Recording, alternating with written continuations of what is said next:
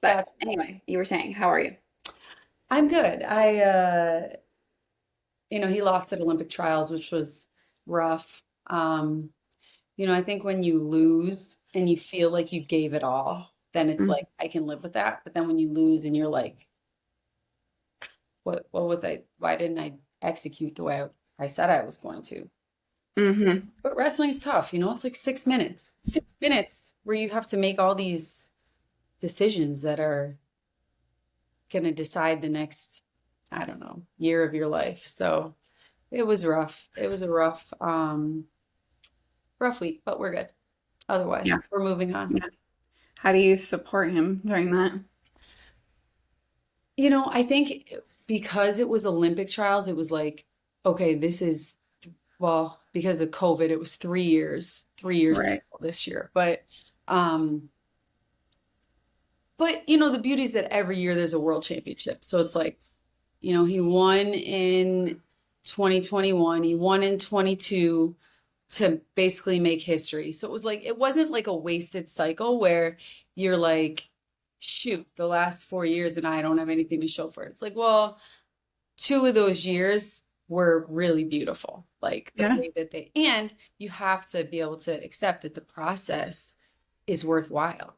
I've been, shaped in molded in the fire and, I tried to make it happen, but it didn't work out and move on.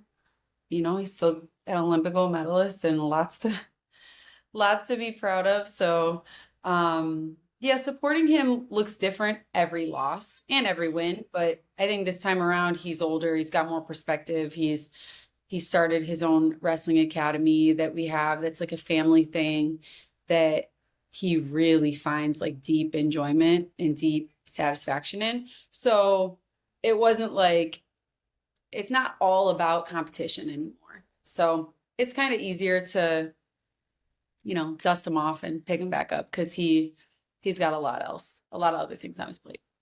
Does he like take some time to himself for a while, or does he come home, or? Yeah, yeah. No, we all went out to state college and then we all came back. And wrestlers, it's kind of cool because especially in Olympic year, because he goes down a weight, so he's cutting like 25 pounds, 20 pounds. Hmm. So afterwards, there's a lot of food and, typical, like, let's celebrate, even though we didn't win, but we worked really hard and we all sacrificed. So we went out with a bunch of his teammates because he has three other teammates and none of them made it on the Olympic team, which stunk, but it was also pretty cool to see them all support each other. And we all went out for pizza with the families and everyone's wives and kids and just got to enjoy one another's company and talk. And so his way of coping is like, let's eat some good food. Let's stay home. I tried to get him to like hop in the car and road trip. And he was like, I just want to be back to routine. And he likes to be able to like help with the kids. So all those things that like me and the kids worked really hard the last few weeks. Like, let's put it all on us so that dad can get ready. But then when dad comes home, he's like, I don't want to just go vacation. I want to get back to routine and I want to help you out. And I want to, so, we kind of are just like, let's all just enjoy time as a family right now and eat good food and celebrate that the work happened. It wasn't like, Yeah. didn't come out the way we wanted to, but you still got a lot better in so many different ways, whether it was wrestling, being a dad, being a husband, being a teammate, learning how to be a better coach to your athletes, learning how to be more relatable. Like there's a lot of amazing things that happened that, aren't a gold medal, but we move on. Right. Well, and you and I have had lots of different conversations around this, and I think that you just bring such a unique perspective. And I think a lot of wives of athletes have this perspective too. But when you talk about like it being your mutual goal, right? Like everything you're articulating, you and the kids working hard in this goal, and how do you, I know your perspective, but if you want to talk about that, but also like articulating that to the kids, like their role in, this mutual family, feat or challenges or whatever success is defined as. Yeah, I think it comes from having an identity from your family, for your family. Mhm. So you can't just not talk about these things and all of a sudden a competition comes up and you're like, "Hey, we're all going to work as a team and we're going to have some sacrifices so that dad can be at his best and do what he needs to do." And then dad walks out the door and it's like, "Wait, I wasn't prepared for this. We don't talk, like so we try not to throw it all on the kids at one time like since they've been very young, it's been like family is team. We are a team. We do a lot of things together. We are going to not do a lot of things that other people are doing. But we're going to, abstain from whatever that is as a family. We are going to support one another. We're going to cheer each other on. We're going to pick each other up when we need it. And, I think that starts like, the parents have to um, kind of portray that and show that. But then also it's really helpful between siblings, right? Like if or is struggling something with something like teaching Beacon to come alongside her and lead her and really try to help her. But they're also Beacon's going to be 10 and Aura's going to be 8. Like they're also going to mess up a lot.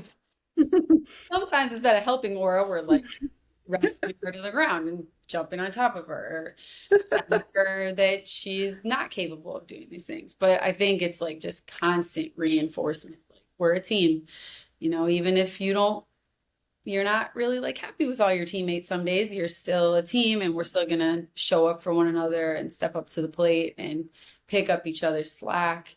And then you win as a team too. So that's the beautiful thing. Like when dad wins, it's a big celebration. And I think the older kids have been around for so much of the winning, but then they've also been around for like the second part of Jordan's career where there's been more losing than there was in the first part. So we've all kind of learned to handle the losses throughout over, the last few years. There's been a little bit more than there used to be, but I think it's like anything. You grow older, you get wiser, and that happens with the kids too.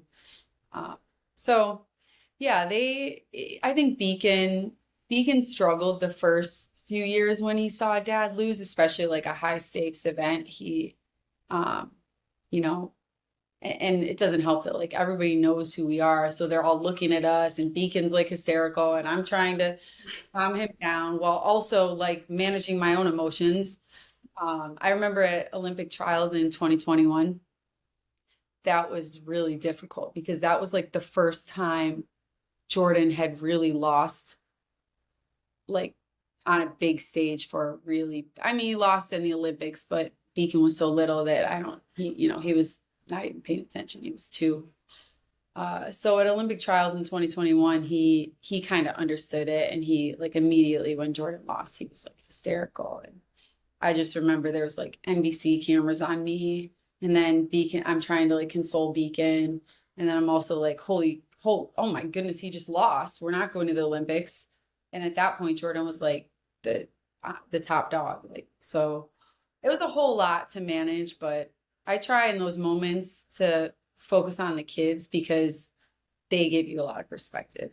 Like I remember being like, oh my goodness, this is really hard. But then I have to handle the kids, which kind of take your mind off all the superficial things. Like who cares about the cameras? Who cares about what other people think about this? Like, let me just handle my kids. And that's helped me over the last few years too, because that's not the first time and the last time that happened. So yeah, I think the kids, it's a whole other layer that you have to like focus on, but at the same time, it humbles you and it gives you perspective. Yeah. Yeah.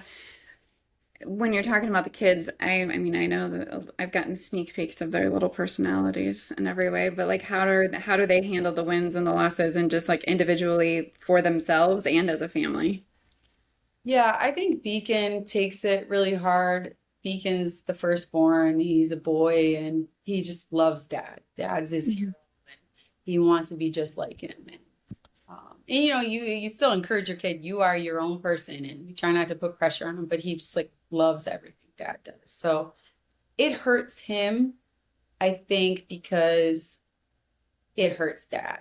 So Mhm. like he kind of, hi babe. Okay. Um, yeah, Is I that Rise? yeah, that's Rise. Rise. I'm in Rise's room right now because She might be my favorite just by default, but it's okay. well, okay, can you shut the door? Okay. Oh yeah, bye. You haven't met Banner yet, though. Oh my. I Wait. cannot imagine. Hi, Banner. I think I did meet him at the UNL wrestling. Oh yes, yeah. Yeah, He, he yeah, was still really little. he was really little. I remember that. Yeah, yeah, he was really little. He's a character.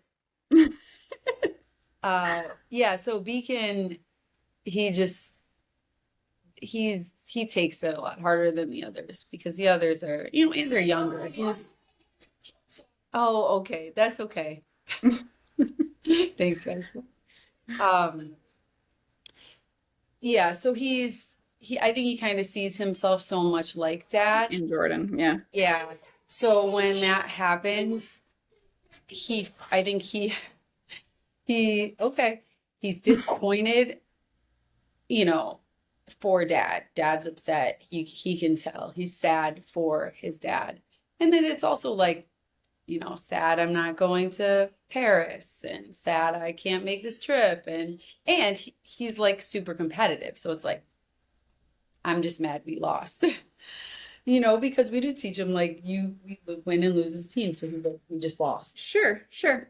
Yeah. All the girls are like, that stinks, but can we have ice cream? Like, they're younger and not as But they're probably, I feel like all of your kids show a little bit of individual competitiveness in and of oh themselves, yeah, right? yeah, for sure. Or is very competitive, but just they're in their different ways. I think birth order is so interesting. Do you think it's pretty accurate for yours? I mean, I don't know what exactly like they say about Right. like besides like the very obvious ones, like the oldest can kind of be a leader and a rule follower. And I do see that with Beacon. I definitely see him like, or did this or did that. Um, and I just think that so many things are shaped by where you're born Mhm. in your family. I'm not Mhm. like I'm not big into like horoscopes and all that kind Right. of stuff. I can whatever. But birth order, I'm like, this is like a real tangible thing that I can actually see happening in real life. Mm-hmm. Mm-hmm. See the effects of it, and it's so fascinating. Um, and Yeah, then my boys are for sure like a typical like I think there's like a few like YouTubers or Instagram people out there that'll put like firstborn, secondborn, thirdborn or whatever and it's all like boys in it and I'm like yeah, the accuracy of that is like beyond like it's scary. It's it scary. is. It really is wild. How And yet my secondborn is for sure like the more responsible one, which you would think not like the firstborn manipulative. is. Right, right. No, like wakes himself up. He told me the other day that um, when his alarm goes off, he counts to three and then he gets up. And I was like, who told you to do that? He's like, I don't know. It's just something I do. And I'm like, that's like science based. Like, I think Mel Robbins, like 5 second rule or something like that. Like, you just like get up and move. And I'm like, and then he makes himself breakfast and does his homework and like takes a shower and like has him. Whereas like my oldest, I'm like, are you getting up at some point? Like, I know. are you gonna rise to meet the day at some point today? Yeah. Well, and then I guess I more so lean on it for like first and second. And then, Yeah. the more kids you have, like Rise, my second daughter, she's a middle child now because it's Mm-hmm. front, but she's not like your typical middle child. But I don't Mm-hmm. know, maybe as who knows? But yeah, Right. I think it's fascinating. Right. Well, and in our family, it's split families a little bit. So Yeah, like yeah. Beckham is technically the third born, but he's also kind of the firstborn. So he shows signs of both, I think, quite a bit too. And like I mean, they treat him like a third born, that's for sure. So they Oh, don't know. They don't treat him any different. that's so cool. Um, is Aura wrestling right now? Aura, yes. So gymnastics is like her main sport, but because we started a wrestling academy last year, and she's got gymnastics um 3 days a week, but one of those days is a wrestling day, or I'm sorry, one of those days is a wrestling day, so she misses wrestling. But then there's another day that's not, so she comes to wrestling. So she's not as invested in wrestling, but she's still Hmm. wrestling. Yeah. So yeah, What she about Rise? Has she started? Rise has started. We have a little class for, we call it the Golden Nuggets because it's the All I See is Gold Academy. So they're the little Yeah. ones, they're the Golden Nuggets. Oh, that's so cute. It's like four, I don't think we have any 3-year-olds, but it's like 4 to 6. Actually, we might have some 3-year-olds, and it's hysterical. It's so funny. It's mostly like just gymnastics with like wrestling movements and stances and like very minor teaching them technique. Like we don't really get into the technique because half the class you're like trying to corral them to actually listen. But she does that, so that's fun. Right.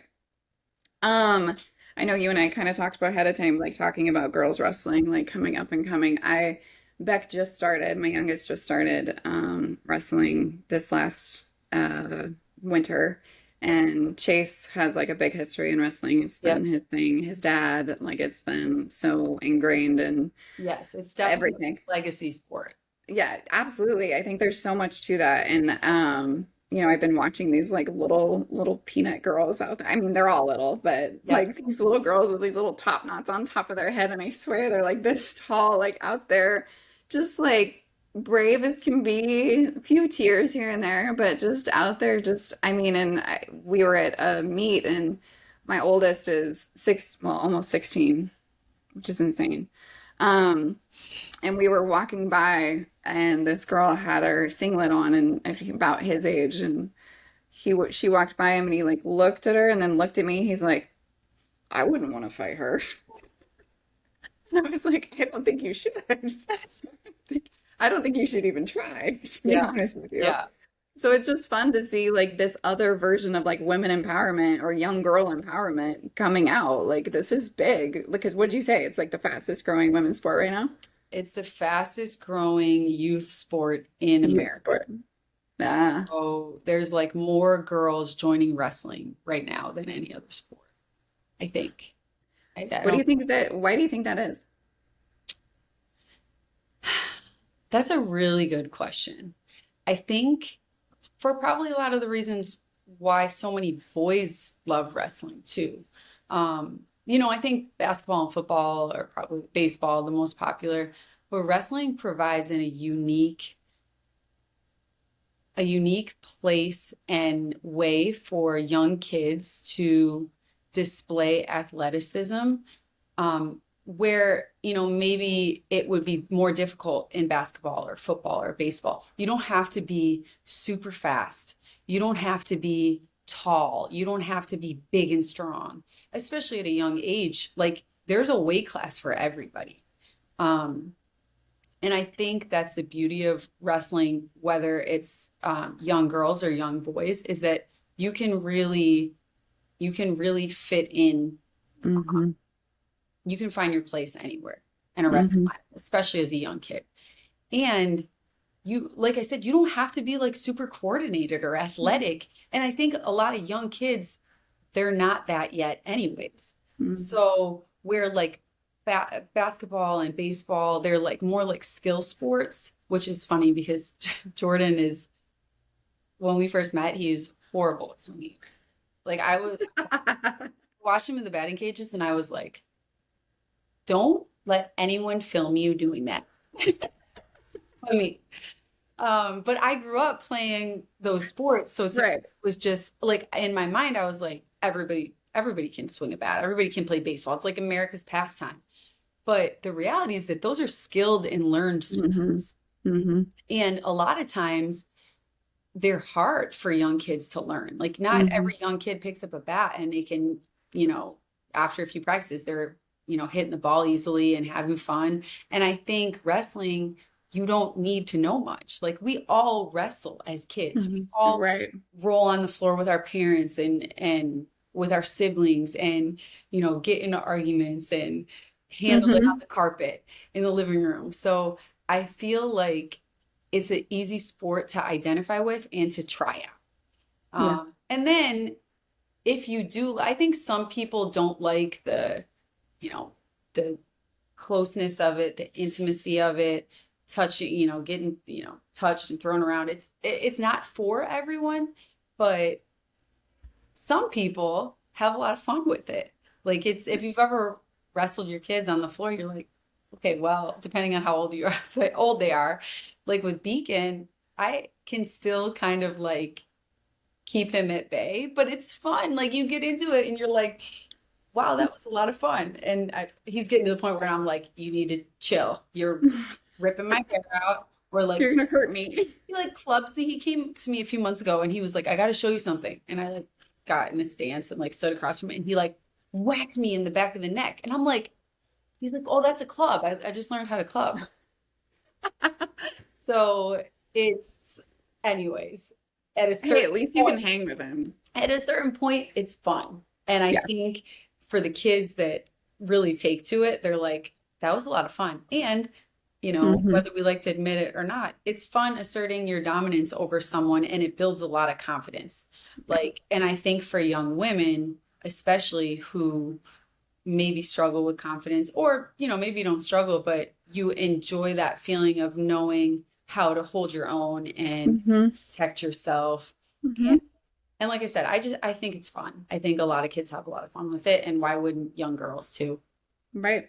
Right. And I think you know, I see the benefits of strength training, Mhm. right? Like when a woman like feels strong, when they feel capable, like how that trickles into the rest of their lives in regards to confidence and how they show up and who they show up as and all of those different things. And I think that this is just another way, I think, for young girls, like even younger, to start to like feel that and realize their own capabilities and like I feel like this is the first space where, girls are actually like healthily, what's the best way?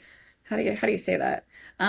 Competing against each other. Yes. Like really competing against each Yes. other, Yeah. right? Like, and it's, you know, also both being empowered by this mutual like competition. I mean, yeah, like you see like one-on-one sports here and there with like tennis and that type of stuff, but I mean, this is like you're really like all up on each other, competing against each Yeah, other. for sure. And I think women's freestyle wrestling, so that's what you'd see in the Olympics, Hmm. those girls have become very good. Like the United States has one of the best teams in the world now. And our team now has gotten, younger talent on it and fresh faces and a lot of success. And a lot Hmm. of girls will transition from like jujitsu or something. Hmm. And it's just another sport to kind of grow into and show your skills. And I think it's sort of like gymnastics in a way too. Like you learn how to move your body. And Hmm. I think there's also like a I don't know if I'm saying like a biophysical element to Yeah. kind of like learning to move your body in a very healthy way that Hmm. kind of like creates joy and happiness. And I think Connor Yeah. Milstein, Jordan's trainer, he does a lot of what's the word? Just like body movement kind of stuff. Hmm. And I feel like he's always just like in this like happy-go-lucky child mood because he's like all into this and doing it all the time. And I'm like, there's got to be something there. Hmm. Body movement and being aware of your body and the different things that you can do with it create some sort of joy and happiness. And Hmm. yeah, I think young women and boys and all the way. I mean, Jordan, like he loves it. He came home Yeah. from Olympic I mean, trials. yeah. He should probably be in a really bad mood and have like a distaste for the sport right now, but he just like loves being on a wrestling mat. He loves Right. going in and challenging himself and just moving his body and all the things that come with wrestling. So From a, I'm curious from a, um, weight class. You talked about Jordan's like weight class changing, right? Like, mm, I think that there's rules around that now in regards to like how they can do that or like how much they can do that. Because I yeah, think in the past, like that was definitely seen as like a pretty like potentially detrimental health wise thing, yeah, executing those changes. But when it comes to girls now, entering the space more and more and more and more, are the regulations the same? Do you know? And like, have you heard any talk about, that dynamic of like, because weight is a thing for girls, right? Like it's right. in women of our generation, and I would say argue even like the older generation. I mean, that number is like a huge part of their identity. And Yeah, so in sports like these where that weight class is so important with the female dynamics, yeah. I'm just curious your thoughts on that. Yeah, I think I don't know specifically if there's any differences, but I do know that there are a lot of rules now about what you can do versus what you used to be able to do.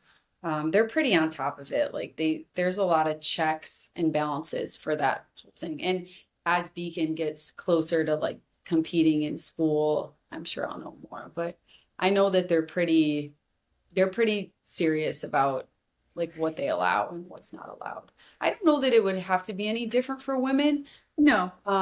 But so what's happening in a lot of places now is wrestling is girls wrestling is being sanctioned in different states. Mm, So where girls used to wrestle on the boys team, and that still happens in a lot of places. Now girls can wrestle on an all girls team and compete against girls. Like in New Jersey, it's super big. They have like um, girls state championships and that's here now too, I think. yep, yeah. So you can field like an entire if you can get the interest, which I don't know why you couldn't at this point because it's growing so much in a lot of areas. You can field an entire girls team. So, but the weight thing is, you just have to, as a parent, you have to be aware of what's going on, and hopefully you have a responsible coach who's like, you know, this weight class is too small. You can't do this. Mhm. And then if you don't have a responsible coach, well, you have checks and balances, and the town or the section or the class, whatever, should be checking for all that at the beginning of the season. They'll do like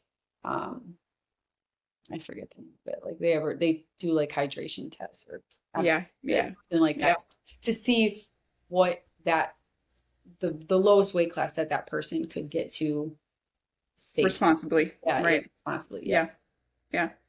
Yeah, weight is just, a Yeah. tricky subject, I think, all around when it comes to women. So it's an interesting dynamic to have a sport like, so not focused on it, but being a parameter, which as it should be. Yeah. Um, but I also think like, you know, BMIs for women are probably a little bit different, Well, in regards especially to, as they go through puberty, which right. is for women happening in middle school and high school. Hmm. So their bodies are going to be changing a ton. I think you have to have a responsible parent who's like very much on top of those things. And like I said, coach, people have to be held accountable. Um, but yeah, I also think there's been a little bit of a movement in wrestling over the last probably 10 years for people to wrestle closer to their weight, Hmm. especially young kids. Like, Hmm. it's not just about winning, it's about development. And it's about teaching these kids that growing bigger and stronger, ultimately in the long run, allowing your body to grow to its potential is going to help you more than, Right. cutting weight like that. Right. Yeah, I don't know if you saw my post the other day. Beck and I were in the hotel um workout gym, I guess. I think you could call it a gym. I'm not really a room with some stuff in it. And I was running and he like stopped and he was just sitting there playing and stuff and he stopped and he looked at me and he's like, "How much weight are you trying to lose?" And I was like, "What?" He's like, "How much weight are you trying to lose?" And I was like, What's that? No, I was like, I'm not trying to lose weight, buddy. Like, I just want to be healthy. Yeah. He's like, oh, well, I just want to be strong. And I was like, well, that's good. Good talk. But I mean, just like that association at 6, like to me running on a treadmill, all of a sudden me means I'm trying to lose weight. Like that, I know it's hard. That's hard. yeah.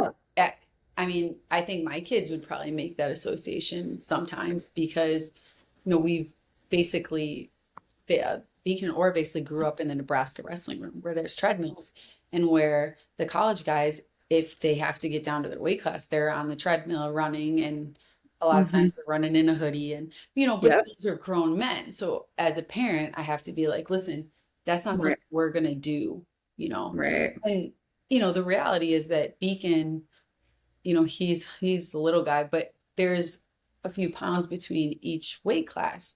So there have been times where like Beacon will be like the if the weight class is 53 and Beacon's 54. Like, maybe we're gonna skip dinner tonight. But this is not a regular thing. And you're gonna work out in the morning and then we're gonna eat and then you're gonna weigh in, or you're gonna weigh in and then we're gonna eat breakfast and you're gonna make sure you're competing on a full stomach. Yeah.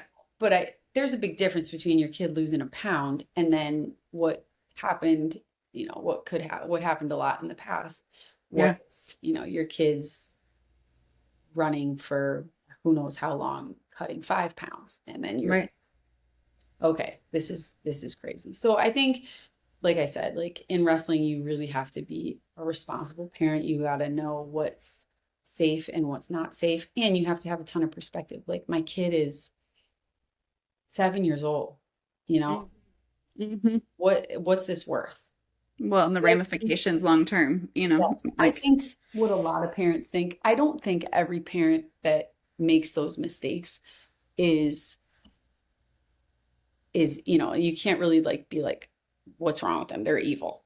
mm, The reality is that when a lot of times when their kids go out there, they're afraid that if they bump their kids up, their kids are going to be wrestling a lot bigger kids who are already cutting down. So it's this whole like process that you have to work through in your mind and remind yourself again, like my kid is 7. It's mhm. okay. We're not cutting 5 pounds to wrestle this tournament. Yeah. That Yeah. essentially 10 years from now, he won't, what does it even matter?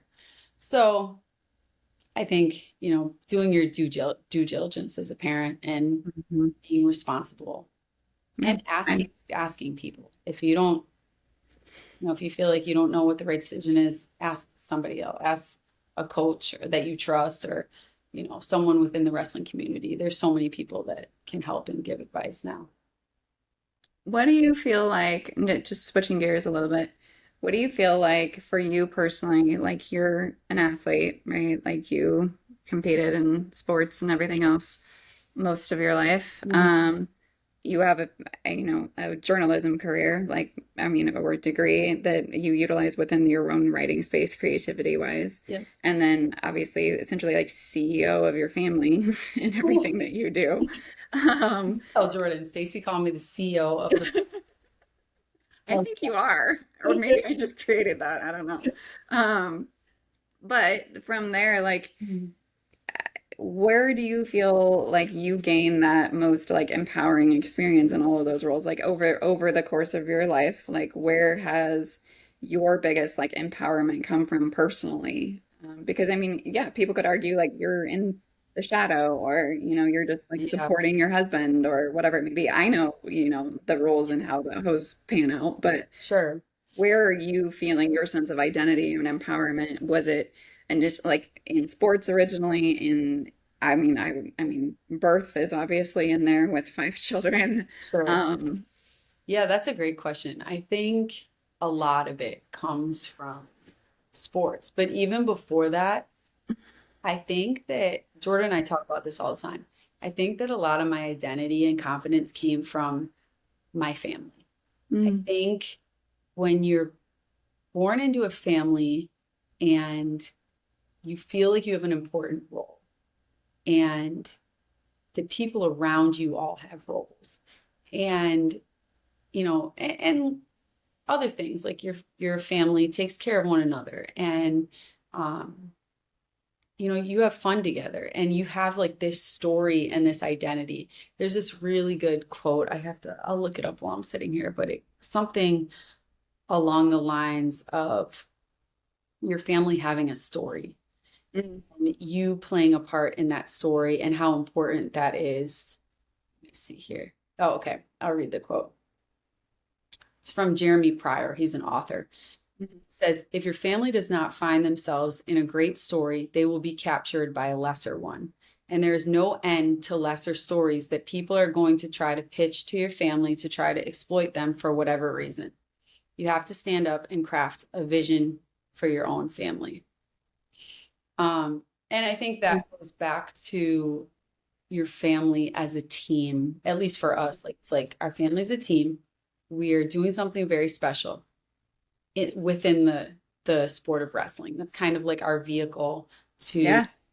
really like um, show ourselves to the world and what we think is important in our values. And I think when I was growing up, you know, I had this big extended family too, and we were all so close. And, you know, everyone in town kind of knew our name. And I would go to school and my teachers would be like, oh, we used to have your uncle or your aunt in class, and your cousins just came through here. And they like, it was like such a family identity that I really felt like I had a place. Mhm. And so from a very young age, I had a lot of confidence because I was like, you know, everyone in town knows my family, they know my name, but also we were all athletes. And it just was, sports were always a way to, you know, display your gifts, to grow your confidence, to challenge yourself and rise to the challenge. And I really think that a combination of those two things, having this strong family identity and having sports to kind of grow my confidence and test the waters of who I was and who I could be.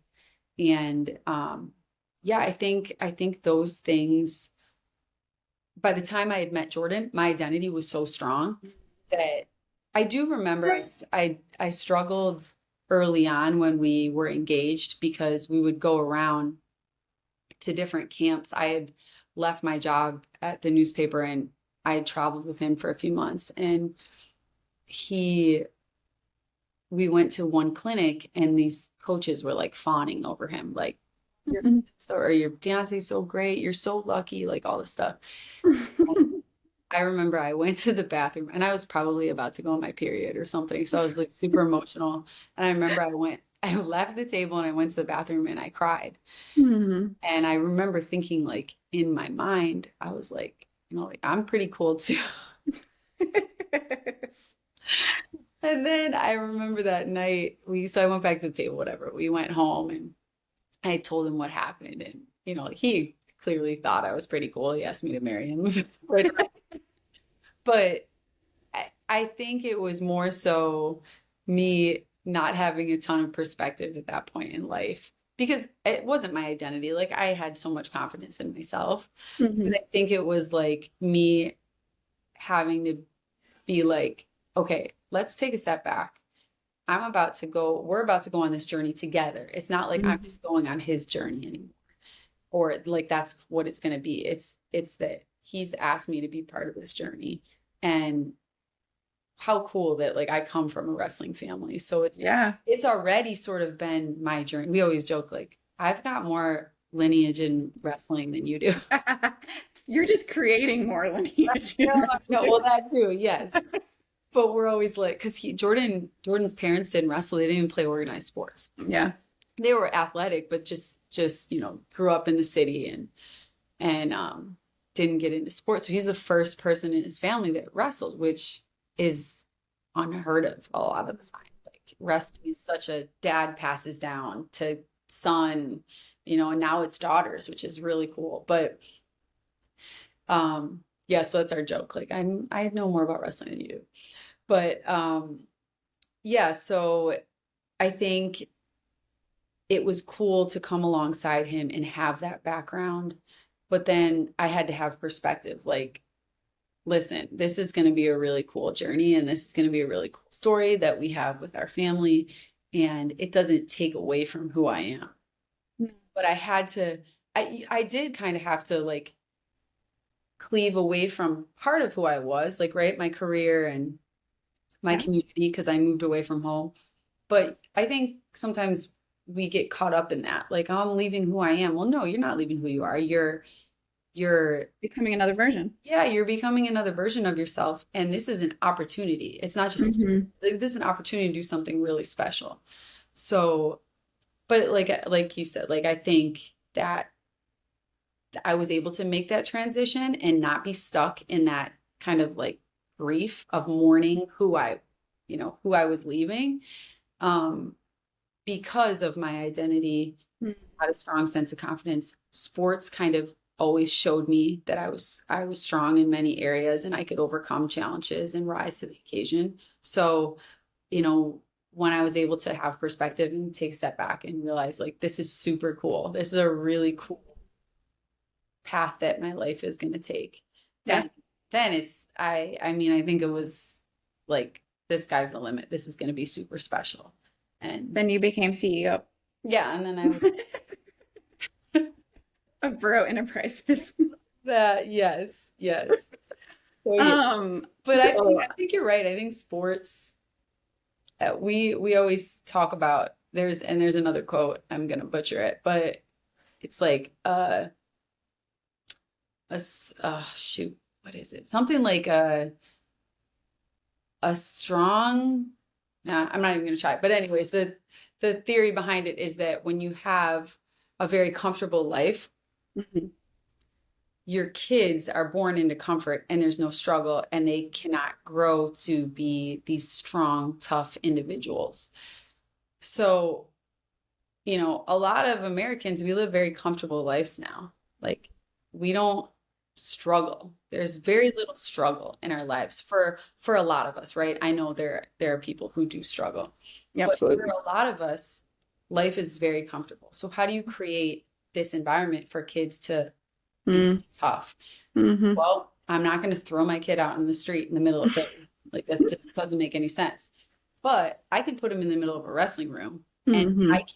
I can create the struggle in a safe Hmm. environment. I can create this environment for him to overcome and for him to rise to the occasion and be in a battle, in the middle of a battle, and then come out on the other side and be like, oh, man, like, I kind of like that. And I overcame it. Hmm. The next time I'm confronted with something difficult, I can remember like I was able to fight that off and I was able to come out on the other side. So I Hmm. think sports, and not just wrestling. Wrestling is like pretty cool because it's like, okay, we are really wrestling. So like this is a real battle. But I think other sports, all sports provide resistance and opportunity for, kids to grow, be tough. Weightlifting is huge. Oh yeah, absolutely. I mean, I wish my boys would buy into that a little bit more, but it's all right. Someday they will. Someday they You will. only coach girls. Okay. Um, it's something I've like kind of talked about with very few people, but one of probably like the most humbling and honored experiences was attending your birth of Rise, obviously. That was Oh, quite the event for all of us, I think. it was so awesome. It was very awesome. Back. I would say to be in that room with you, I mean, you've had now five natural childbirths, is that correct? Five. Right? Five natural childbirths. Two at home, one at home. One at home. One at home, one, what, you had three here in Lincoln. Three in Lincoln, one at a hospital in Philly, and then Yep, and one at my home. living room. Yeah. And I remember like being in the room, well, after the chaos came back down. We got a little dicey there for a little bit, but just in regards to, that's transition. Yeah. Um, um, and just watching you, I feel like, and maybe I'm speaking for you, so maybe I should ask first, like, is giving birth probably one of the hardest physical things you've ever done? Oh, it's the hardest. Yeah. The hardest. And I don't know why you know, Why you keep doing yeah, it? yeah. Birth is, well, it's one of those things in life. You're like, like that sucked, but that was amazing. Yeah, Um, absolutely. and I feel Absolutely. like I've, yeah, 100% hands down. I mean, I've run a Mhm. marathon. I've Mhm. climbed some pretty steep mountains, and like giving birth is like, it No, doesn't even compare. There's nothing I else, would agree. I would agree. nothing Speaking else in from life. Yeah. my own experience, I absolutely would agree with you. But I mean, it was just so cool to watch you going through, your biggest physical challenge, I would argue, like known to man for any woman that's And you going were through really that. there. You were there for the hardest one. That Yeah. was by far the hardest birth. And I really do not know. I don't think I would have survived without you. So, Well, so you have yeah. a great, great perspective here.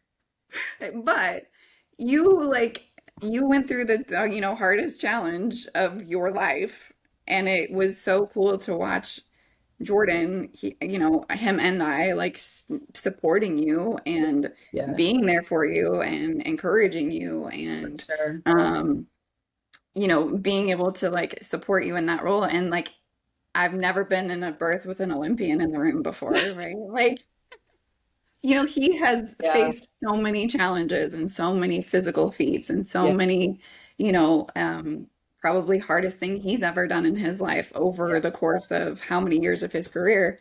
And right. yet here you are, facing your physically most challenging thing of your life. And the way that he was supporting you is just so different compared to what you support for him, right? Like For it's sure. so different. And I'm going to argue yours is harder. Oh, I'm just going to throw that I out mean, there. he doesn't have to argue. He'll give you that all day. But He's, it was just an amazing, amazing experience to watch, like, yeah, it was you really know, special. an Olympian, and I would argue wrestling being one of the most physically challenging sports out there, supporting his wife in her most physically challenging experience. For sure. I think like wrestling is such a physically demanding sport, but it's also very mentally challenging. And I think birth is the same way. I think Oh, especially like for those who champion natural birth, like I think one of the first things a woman who has a natural birth will tell you is that if you go into a birthing room, any birthing room, and you decide in your mind, I'm going to have a natural birth, that's your first step to actually having a natural birth. mhm. Now, I would also argue that for women who labor for days on end, I, oh my goodness, I have the utmost amount of respect, and I will give you your flowers all day because Yeah. I had relatively short labors in the scheme of things. Well, and that's what tools are for, right? Like that's what Right. we want. We want them. Well, anybody should birth however they want, right? I Yes. mean, Yes. Yes. So, um, I feel like if you go in there and you have a birth to have the birth that you want, you first have to start with, I'm going to do this and I can do this. God created my body to birth a baby and I'm going to birth this baby. So I think that going in with that mindset is really powerful. And I think, a lot of times in wrestling and in sports, it's similar. Like it starts up in your head. So I think for him to kind of see that from, very early on in my pregnancy, I was like, I really want to just do this the Mhm. way that I believe I can do it, which was with no drugs. Like I think for him to see that I had made that commitment and then I had done things and read things and, prepared for it, like almost like you prepare for any sort of big athletic event. Like, and I really poured into it. Um, and then to see it through, I think and it's just a man to witness a natural birth for the very first time in your life. It just blows your mind. It wrecks your world in the best way. And I think that was super powerful for him. Every time I've had a baby now, he's been just like in awe of, especially like this last um baby Badge, who was born 2 months ago. Early on, and I had Banner, my last baby in 2021. I had him in the hospital, but there were things that occurred. I had a natural birth, and this is what I think some people don't understand. Like you can have a natural birth and you can still be unhappy with the way that it Absolutely. So Or you can want a natural birth and not end up having that. Like, yes, yes, anything can happen. yes, there's so many variables. And with Banner, there were things that happened and unfolded in the hospital, and it was, at the end of COVID, that I just was like very uneasy about. Um, and I, I said to myself, if I get pregnant again, like I want to have a home birth. And home births can be very supported in Pennsylvania and New Jersey. And then when I get pregnant again, I was like, I'm going to try my very best to have this baby at home because I know I can. Mm-hmm. And so my whole pregnancy with Badge, became sort of like this training, like training my mind and training my body to be able to birth at home in a healthy and safe environment and the way I desired to do it. And I think that like and Jordan he was a little bit hesitant because, we had 4 babies in Yeah. hospitals and he was like, what if something goes wrong? And, so it was a lot of like coming alongside him and, educating him about all sorts of things and kind of convincing him. And ultimately I was like, I know I trust you, but I also trust my body and I 4 babies without drugs, and I think I've earned the right to try this on my own terms. And he was like, okay. So I think ultimately he was like, this is a woman's space. Like this is our thing as a family, but this is your space and you Yeah. go into this other world alone when you birth a baby. And yeah, you're there to support me, but ultimately it's you doing it. So he really supported me in that. And then it was funny because when Badge was born, he was like, I remember we were laying in our bed after the baby and then like, delivering the placenta and all of it. And we went to Mhm. lay in the bed and um, he was like, we should have had every baby at home. I figured he'd probably say that. So him. He's like, that was so great. Let's And have another one. yeah, yeah, oh, for sure. He would 100% be on that bandwagon. But yeah, it was a really cool. It's been super cool. So there's almost 10 years between Beacon, my oldest, and Badge, the youngest. But just to see like the evolution of my birth journey is wild. I love it. Absolutely. I mean, I've been able to witness it along the way, Yes. actually. I guess Got to you'd wit- already had Beacon when we met, but you were pregnant with Aura when I first met you. And yeah, it's funny because it's like, I feel like you were always like strategically like, is Jordan going to be there? Is Jordan not going to be there? Like based on, birth timings with, different events and everything else. And he has been Oh God, oh my God willing, it was such a blessing having him there every time. every time. I Every mean, that's awesome. So awesome. I don't ever want to do it without him. Are you going to do it again? I I just told someone the other day, I'm like, I'm 2 months postpartum, don't ask me. You know how it is. You're like the whole I pregnancy, know. like, this is brutal, this is so hard, and then your mind forgets so quickly.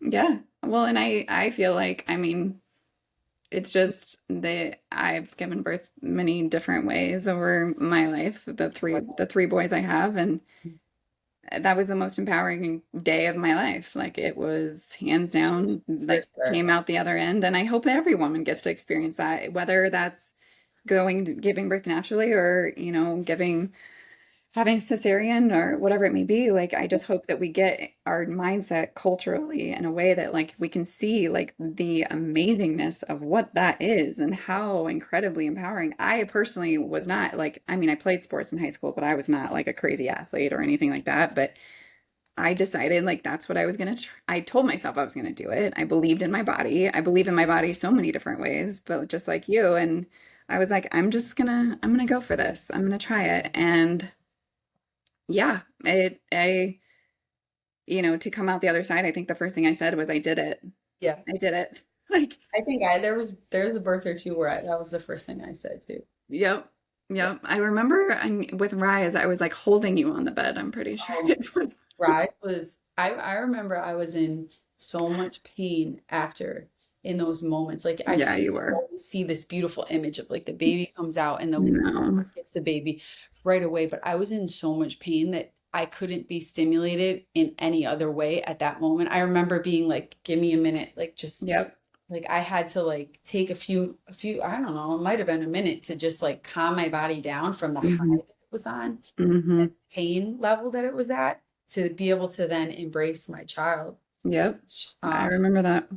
when Well, you, and I think, those postpartum contractions just get worse and worse or more intense with each child. And then I I don't can know. tell you how intense Rise was because every other baby I was able to take immediately. Yeah, With Rise, I couldn't I do. remember. I was Yep.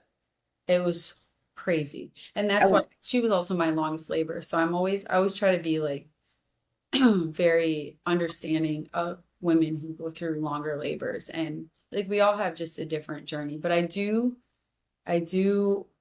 hope that as we, more information, I feel like information is so much more accessible. I do hope that we get to a day where every woman knows that she can attempt to have a natural birth. yeah. And maybe not every, some people have different sort of, Well, if they decide, yeah. yeah, some people have, things that medically they have to Yeah. be in the hospital or whatever. But I just wish that more women knew that they could they could try. Absolutely. I remember with my second, I went into my appointment when I found out I was pregnant, and I told the doctor I wanted to try to do this naturally. Like it was something I wanted to try. I think it was mainly, I think that came from maybe intuition, but also just my mom had me naturally. And I was like, well, maybe I can do that too. And I remember he like looked at me and kind of laughed, and he's like, why? And I was like, I don't know. I think that's what I'm capable of. And he was Yeah. like, well, would you take your kidney out without medication? And I was like, well, no. And he's like, it's no different. He's like, you don't get an extra gold star. And I was like, oh. You were And then, like, I'm 23 at the time, like just kind of like laughing it off, like, okay, whatever. And like he took away a power from what a me in that moment. travesty. What a What? travesty. What a travesty. Right. Like what he stole something from you. Yeah. Stole this whole moment that could have shaped who, like you said, like Yeah. shaped who you were, shaped what you thought about yourself, shaped what you thought your abilities were and what you could overcome. And I Yeah. don't think many women are told the No. power that we hold in that transformation with the scare tactics versus the empowering side of our experiences. Does stuff happen that guide us away from the ability to do that? Absolutely. That's why modern medicine exists. Right, And right. thank goodness for it. And that's what we need. But I also Um, feel like we aren't educated. Like there's a risk associated with anything, right. and especially with any intervention. And I feel like birth has become this thing that's all intervention. And for a lot of women, it's intervention from the start of your contractions or way before your contractions start, to, after you have the baby and we're taught about what the baby needs. But I feel like there's never much discussion about the risks of all these things that, from the Pitocin to the epidural to, what you're giving your baby. It's just like, well, this is better than your alternative. And I feel like we've been kind of, a lot of that has been forced on us instead of us exploring what's right for us and what Hmm. makes sense for our family and for our Hmm. children. Hmm. So yeah, that's when I talk about like the evolution of my births, that's what I feel like has just been just informing myself. Hmm. Not a doctor and I'm not a researcher, but there's so much information out there that you can learn. And we have this beautiful legacy of women, right? Yes. We are so lacking as a society in being connected to our mothers, to our grandmothers, to our great grandmothers, Hmm. and learning their birth stories. And I think that's the beauty a lot of times of midwives, that they are Hmm. part of this beautiful feminine network of, generations that has just been Hmm. passed down and down, you know, the knowledge of our bodies and how to use them and the abilities that they hold, the power that they possess.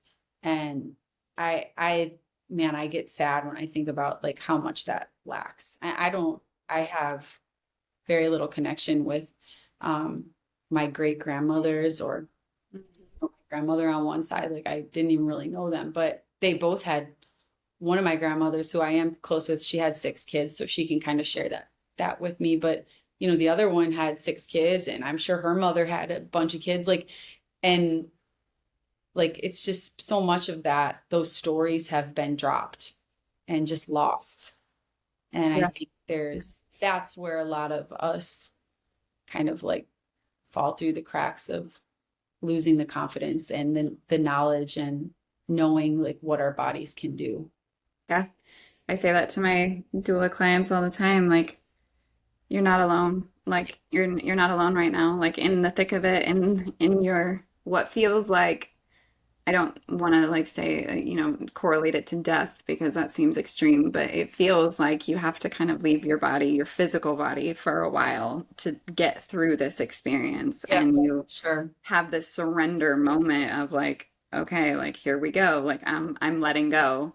And you and your baby are doing this dance to like Yeah, bring them into this universe with us, but also like sure. just know you are not alone. There are thousands and millions of women before you that have gone through this journey and that are rooting for you and they know what you're experiencing and they're right here with you too. And it's not just you're not alone, Yeah, and I think that so many women just want to know that. They want to know they're validated, they want to know what they're capable of and that it's safe and we're yeah, all here for you together. yeah. And then that's like the feminine side. And then when you have like a husband who Yes. is in the room supporting you, even though they don't have any idea what that experience feels like, I think that's very empowering to Absolutely. know, like what you said, like to see how Jordan responded to me doing that was like Mhm. this whole other version of me that he was able to experience and to respect and to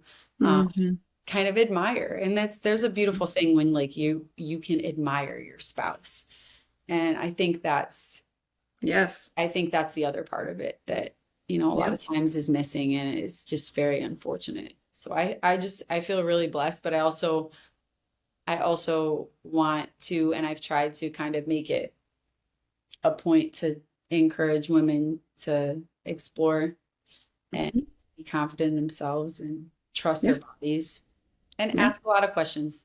Yes, ask. I mean, and what we're talking about this community and asking questions, and I mean that's essentially this mission, right? Like that's what I believe I was put on this world to do is You're to doing a start. great job.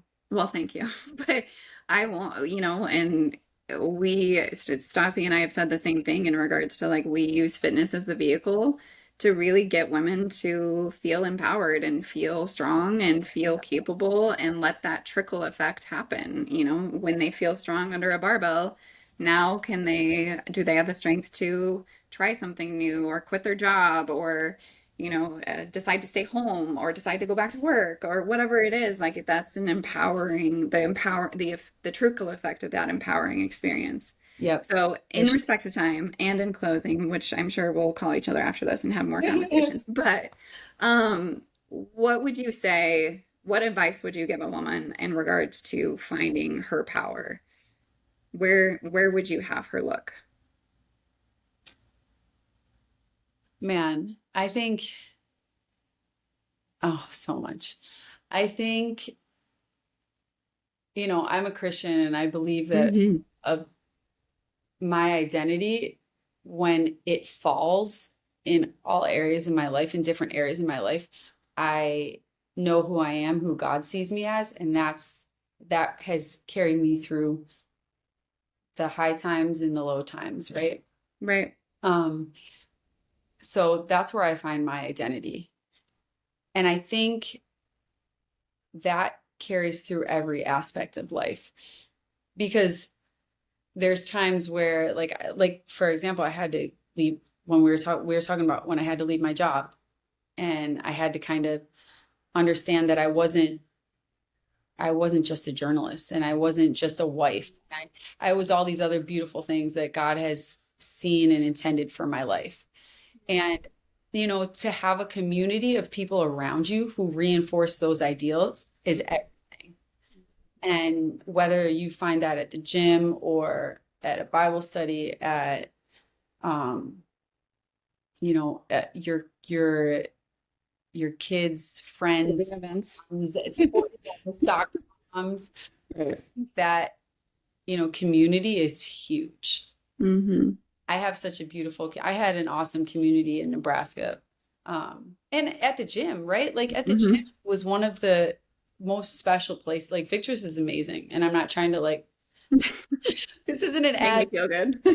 ad for Victor's, but I will gladly make an ad for Victor's because it's such a special place. And I think there was a big focus on mothers and Mm-hmm. women who are pregnant and postpartum and trying to get pregnant. And like you said, like birth is an incredible opportunity for a woman to grow in her identity and to Mm-hmm.